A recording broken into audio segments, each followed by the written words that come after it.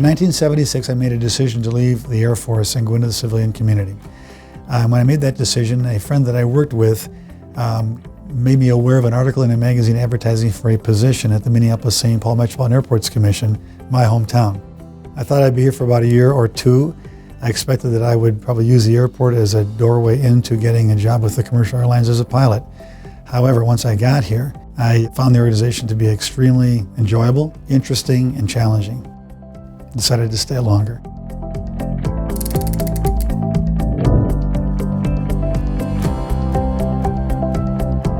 My first position at the Metropolitan Airports Commission was its first manager of noise abatement and environmental affairs. I'm very proud personally of the successes that we've had with our noise mitigation program. Acoustical insulation, working on arrival and departure procedures out of Minneapolis-St. Paul, trying to minimize overflight of communities are all things that have contributed to reducing the noise as much as possible.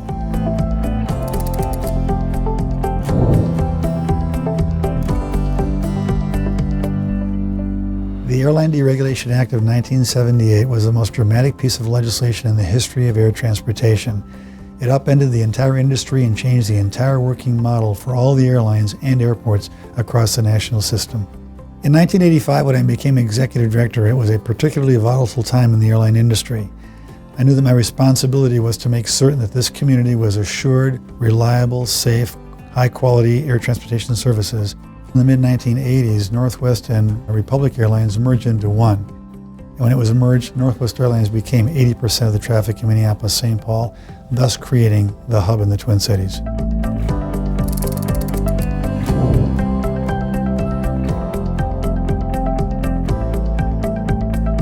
In 1991, we were approached by Northwest Airlines asking for a loan to help grow the airline company. That loan was shocking to us because they were asking for more than $300 million of financial support from the Airports Commission. But I believe that the loan was the reason why we've grown to the airport that we are today with a high level of service, serving our community needs, both leisure travelers and, more importantly, business travelers. The airport is part of the sustainability of business investment in our community.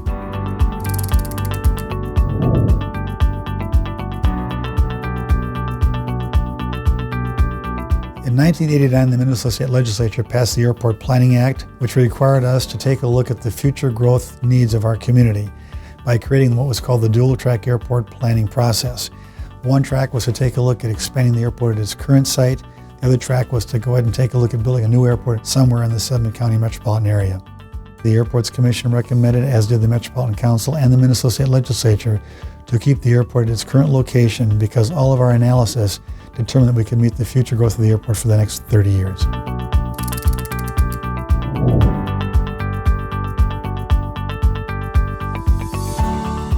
After we decided to stay at the current site, it was a matter of implementing a plan to prepare this airport for the future. And we developed what we called the 2010 plan. So from basically about 1995-96 moving forward through 2010, we began construction and expansion activities. The 2010 plan required that we take a look at every aspect of our operation to include runways, terminal buildings, parking accommodation, roadways in and out of the airport, to make certain that we had the room, the space, and the financial strength to build out facilities to meet our growth needs of the future. The challenges that we faced at the time were basically focused around how are you going to operate an airport that is growing, more passengers, more operations, and at the same time have this massive construction program. And it required incredible planning skill and incredible coordination to be able to have all these programs ongoing almost simultaneously while still providing a convenient opportunity for travelers to go to and from our airport with as little disruption as possible.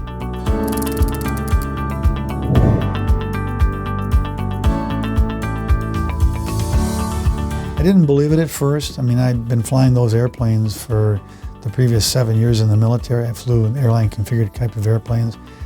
I never imagined that people would actually put themselves into an airplane, take it over, and fly it into a building to make a point. One of the real challenges with the 9/11 event was the fact that we now had to screen every single passenger more thoroughly with new technology, new equipment, and newly trained personnel. That required building out facilities at airports to accommodate new screening devices and a dramatic increase in baggage handling throughout the entire facility. We did not know where the industry was going to go and how it was going to grow. So what we did was immediately take action to slow down or stop major construction projects.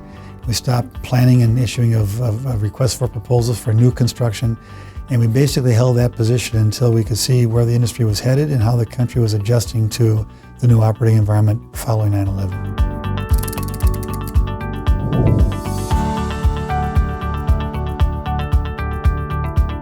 In 2005, when Northwest Airlines and Delta both filed bankruptcy in September, we began at the airport to take a look at our long-term viability and what the impacts would be of a bankrupt airline company serving our community. We wanted to preserve jobs in the Minneapolis-St. Paul community, the aviation jobs.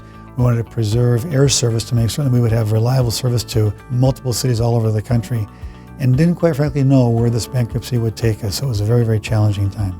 3 years later, in 2008, we were confronted with the merger of Delta and Northwest Airlines. And there the question was, what's the surviving carrier and where is the headquarters going to be located? And our concern was that Northwest would not be the surviving carrier, that Delta would, and in fact the headquarters that we enjoyed for so many years, going back to I think 1926 or 1928, would be relocated to Atlanta, Georgia. And so we started planning the impact of that. Following the merger, we were not able to preserve the headquarters location of the airline. However, today we look back, we're in a very, very good position. We were able to retain jobs in Twin Cities. We were able to retain one of the highest nonstop destination airports in the nation. Our financial position is sound and secure. Delta has invested more in our community with new competitive air service. We've also at the same time been able to recruit new competitive low-cost carriers into the market, providing travelers a better choice with more competitive airfares.